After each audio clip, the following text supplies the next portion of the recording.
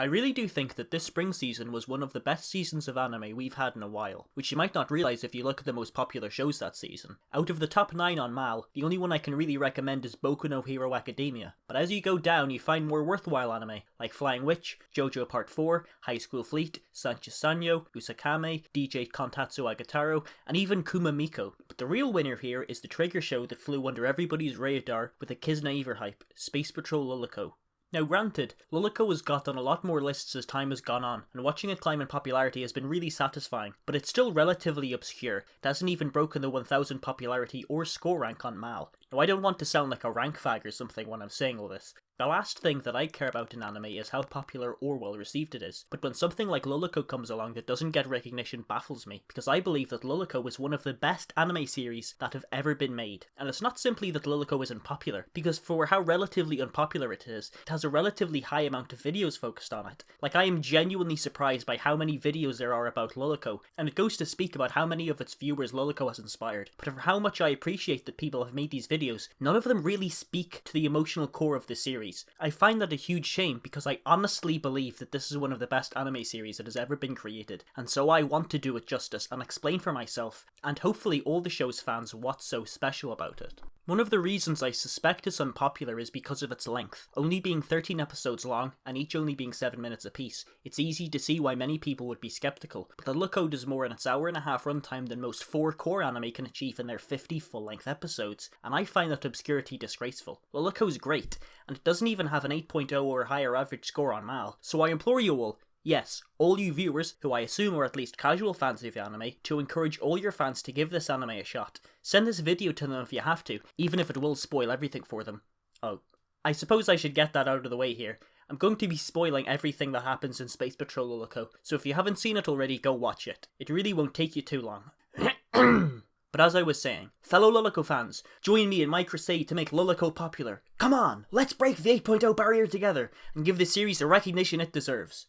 So, in light of everything that Luluco is about, Luluco is probably best seen as what is perhaps Imeishi's penultimate anime, as not only does it make huge amounts of references to many Trigger and Gainax shows, its final 4 episodes work to unify the prominent ideals that his previous work have sought to achieve, and in a measly 24 minutes, and it's these last 4 episodes that have the most to talk about. But that's getting ahead of myself, so let's backtrack to the beginning of the anime. Luluco starts off about our titular heroine wanting to live out a normal life in her crazy hometown of Ogikubo, which she holds some level of animosity towards for being the physical manifestation of insanity. Her everyday life is then interrupted by the arrival of Nova, who she falls in love with. Throughout these first episodes, the references keep on building on themselves and begin to weave their way into the main plotline, such as Chief Overjustice's transformation, and we start to wonder how far these references will go until we arrive at episode 7, and the main cast make their way to a life fiber planet before heading off to similar planets all representing different Trigger anime in episodes 8 and 9. When off on these adventures, Luluco begins to realise that she doesn't want to become normal and actually treasures the crazy world she exists in and wants to continue to live there forever with Nova, who she loves with all her heart,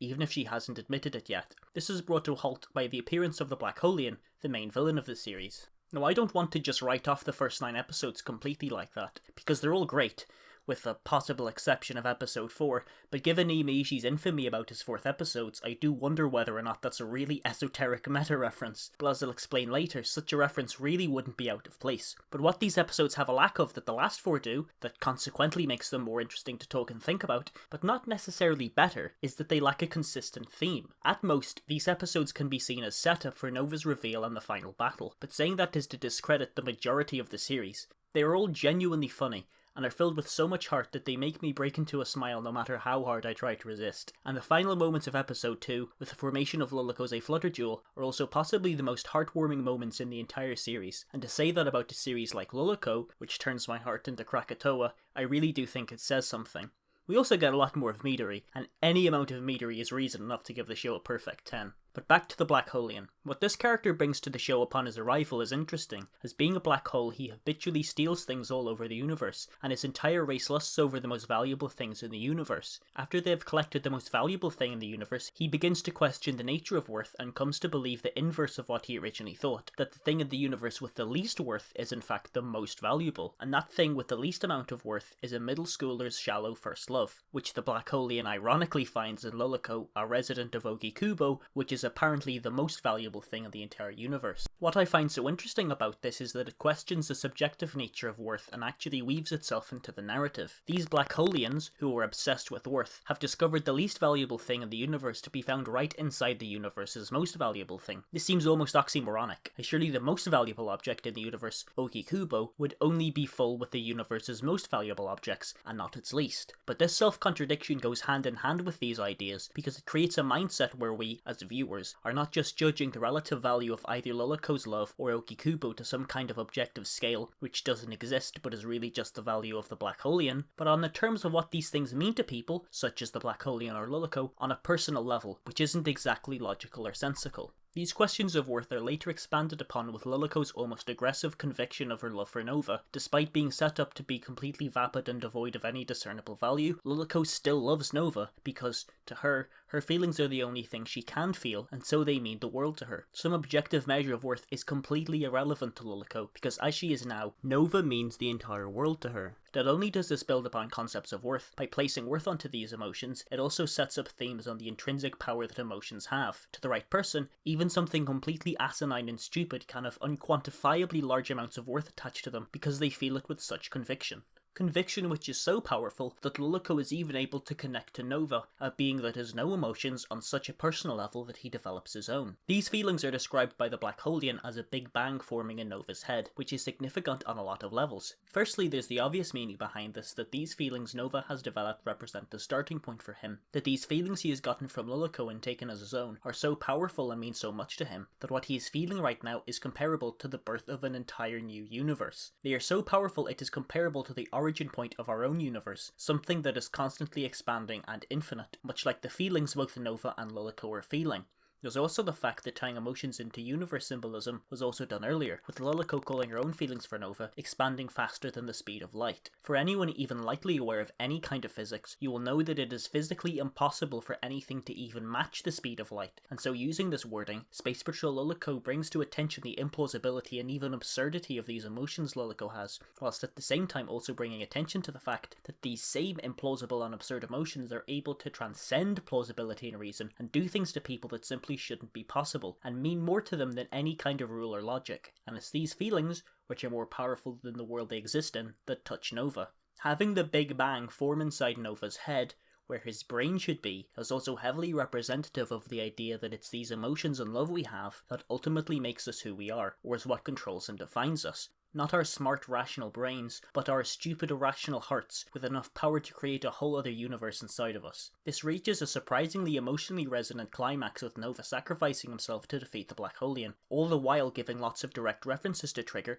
from the word trigger actually being mentioned a few times, and one of the shots showing the actual trigger icon used in part of the G's in Trigger's logo. At the very end of the series, Luluco has also begun to be referenced as Trigger-chan, and transforms into Trigger-chan, the lead of a set of 3 mascot characters introduced to celebrate this year being the 5-year anniversary of Trigger. And it's now you realise that Space Patrol Luluco is actually just a massive allegory for the general philosophy behind Trigger's work. Space Patrol Luluco is the celebration of Trigger and all their original work, whilst also being the origin story of their own mascot, who travels to and has adventures on planets involving every original IP Trigger has created. Being the mascot of Trigger, Luluco also literally represents Trigger, and I don't mean that in the same sense that, say, Mario represents Nintendo because we associate Mario with Nintendo, but rather that Luluco's growth encapsulates what Trigger ultimately strives to do. You see, Trigger as a studio has always kind of showed a desire to create more normal anime for a broader audience, and so started making adaptations of various manga and light novels, such as Ninja Slayer from and When Supernatural Battles Become Commonplace, to become more accepted by the anime industry as a whole for making respectable content.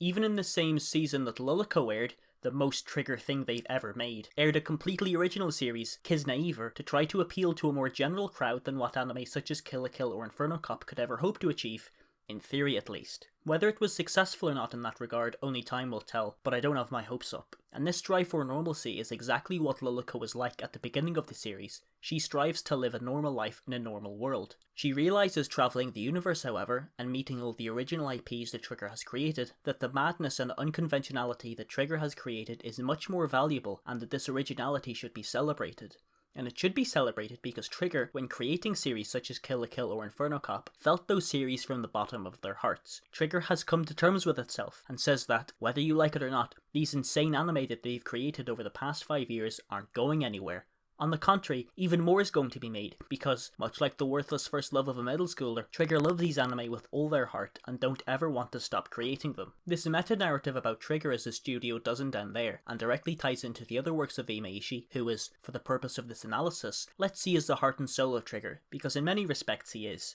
In Imaishi's two big shows, Tengen Toppa Gurren Lagann and Kill la Kill, his lead characters all go through an arc of coming to terms with themselves and learning to simply be themselves, whether it be through a coming-of-age story a la Gurren Lagann, or call for symbiosis and duality in Kill la Kill. Whilst this theme is simple, and done to death in many regards, Tengen Toppa Gurren Lagann and Kill la Kill manage to deliver this message with such heartfelt sincerity, which is clearly a very important issue to Imaishi, that they come off as nothing more than so completely genuine that, for me and many others, these two anime connect with me on a level that few other anime have, and this trend is continued with Space Patrol Luluco, delivering the most concentrated version of that story, featuring Luluco's progression as a character. Learning about Nova's lack of affection for her literally kills Luluco, and when in hell discussing this with Inferno Cop, she accepts, after some resistance, that Nova was being true to himself the whole time that they were together, and never once told her any lies. Or in other words, he was always genuine with what he said and how he acted. Although it is never stated in the anime, this also applies to Midori, who, unlike Luluco, is completely true to herself throughout the entire series, speaking her mind at all times. For better or for worse. But that's kind of the point. And it's these two characters who are consistently more happy than Luluco. Luluco needs to stop caring about normalcy and come to accept every part of her being, because she'll come out better on the other end. This encounter with Inferno Cop also goes even farther in establishing Luluco's place as Trigger's mascot. Before this anime, Inferno Cop was seen, somewhat unofficially, as Trigger's mascot, and when he aids Luluco in escaping from hell, telling her, "This place isn't big enough for two warriors of justice," he's rather obviously telling her that there's only one place for Trigger's mascot, and that place belongs to Luluco, who represents the ideals of everything that the studio's founder has represented in its previous work, the founder who similarly poured all of these emotions into the studio. This is also reinforced by the fact that, unlike Inferno Cop's previous appearances, he does not have his handgun. Without his weapons, he is not fit to spearhead Trigger anymore, and has to pass the candle on to his junior, who is equipped with the weapons that Inferno Cop does not, the ideals of Studio Trigger. And it's those ideals that make her a far more suitable candidate for the mascot than Inferno Cop. Whilst Inferno Cop has an unrivaled sense of off-the-wall comedy and a thoroughly unique persona, unlike Luluco, it doesn't represent the studio's emotional core, which the show argues a mascot should represent even by having this scene. Nova's character development, which only happens in the last 2 episodes, also helps establish this narrative about Trigger.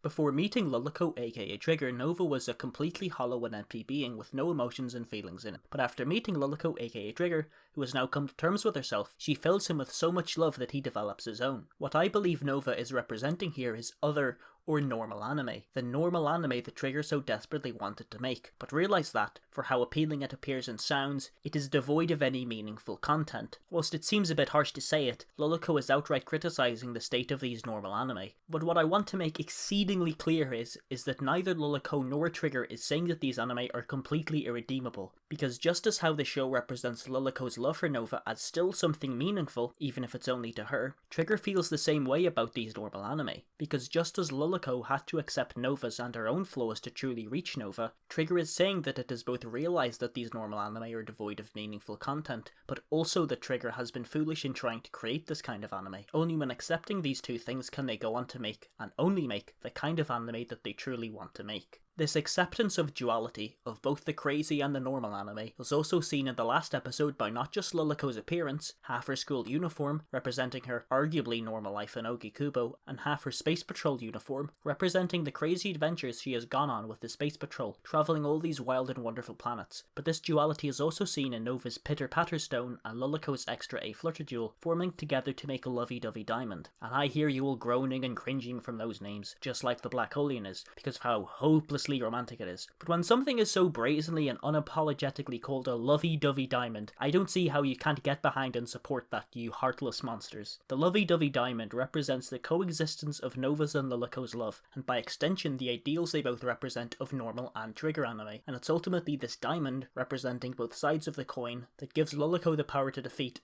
or well, almost defeat, the Black Holian and transform her into Trigger-chan, Trigger's mascot. And this is what makes this criticism of the anime industry distinctly different than something like Eva, because unlike Eva, which is completely and utterly negative about otaku culture, and ultimately comes from a place of contempt without really offering a resolution to its issues it raises, instead Luluco comes from a place of love, and not only offers a solution to the problems it presents, but also acts to try to solve them. Because if you remember, one of the main themes in Space Patrol Luluco is that of the subjective concept of worth, that, to the right person, even the most worthless of objects can mean the entire universe to them if they feel those emotions strong enough, and Space Patrol Luluco is stating that, if other studios do much like Trigger does, and pour their entire hearts and souls into something and create something filled with the life and energy of its own, they have created something truly worthwhile. I think that is quite a powerful message about the anime industry, and it also now works as an easy way to explain to my friends why Trigger is my favourite modern anime studio. And this has made all the funnier that this message is being made by Trigger, the joke studio that is going to save anime with its dank memes every other show they make. But it also makes this much more different than Evangelion, as it very other than contempt is felt throughout all of Eva. But with Luluco, one cannot help but feel that these ideas and themes come not from a place of scorn,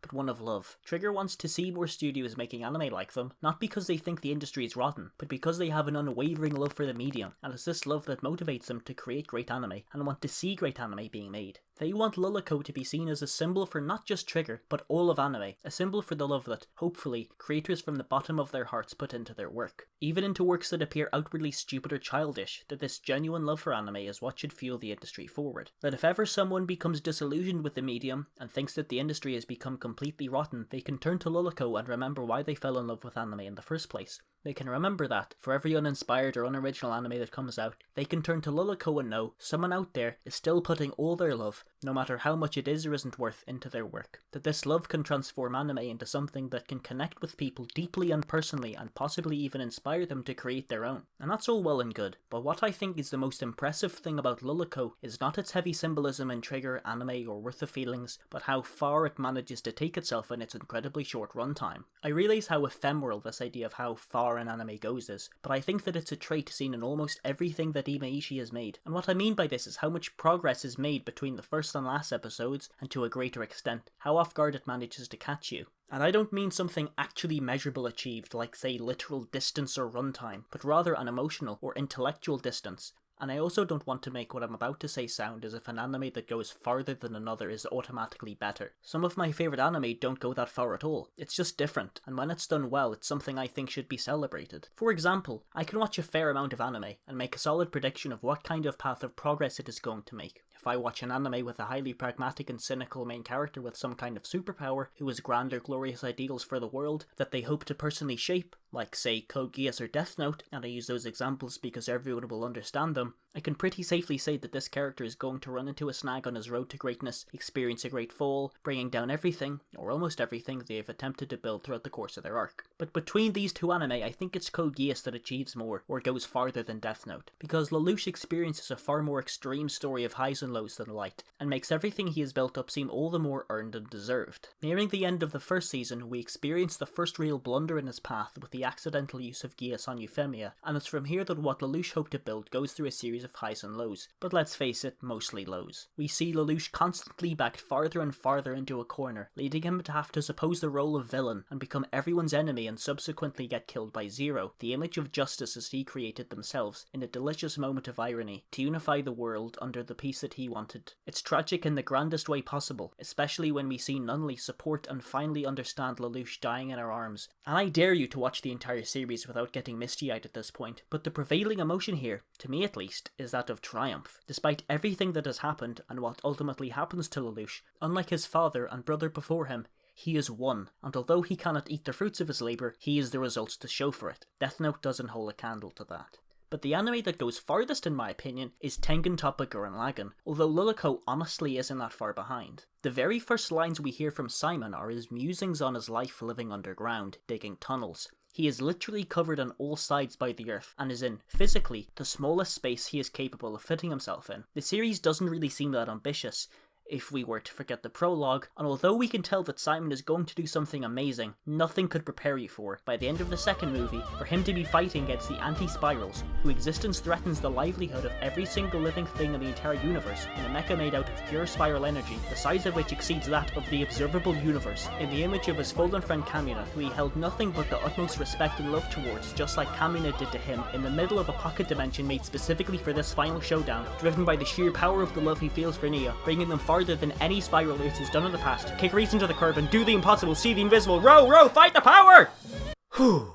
And this anime was made by Imaishi too. The trend continues in Kill la Kill with the covers in the Life Fiber War, with Ryuko reconciling with Senketsu and rejecting Junketsu and Ragyo to attain freedom from their oppression, and the reason why these two anime work so well in going far is because it comes completely out of left field. Tengen Toppa Gurren Lagann being Imaishi's directorial debut, no one expected anything, and by the time Kill la Kill came around, he was in a separate studio and had only directed comedies until then, so we also didn't expect anything. At this point, if Imaishi released anything even remotely tied to the action genre, no one would be under any false pretenses about this being a standard run-of-the-mill anime. But Luluco manages to fly under the radar because it's a series of shorts. Who expects a grand finale to a series of 13 7-minute episodes? I certainly didn't, and I suspect no one else did either, and it's because of this complete unexpectedness that Luluco's finale manages to be so wrought in emotion, because the first 9 episodes with Nova appeared so simple and joyous to you, that for them to suddenly become something of the past, and something that is inexperienceable again, gives us the same emotional punch to the gut that Luluco feels. By the time Luluco has come to realise what Nova means to her, and how to express that to him, it is already too late, and Nova sacrifices himself to save her from the Black Holian in the most heart-wrenching exchange I've seen in a long while.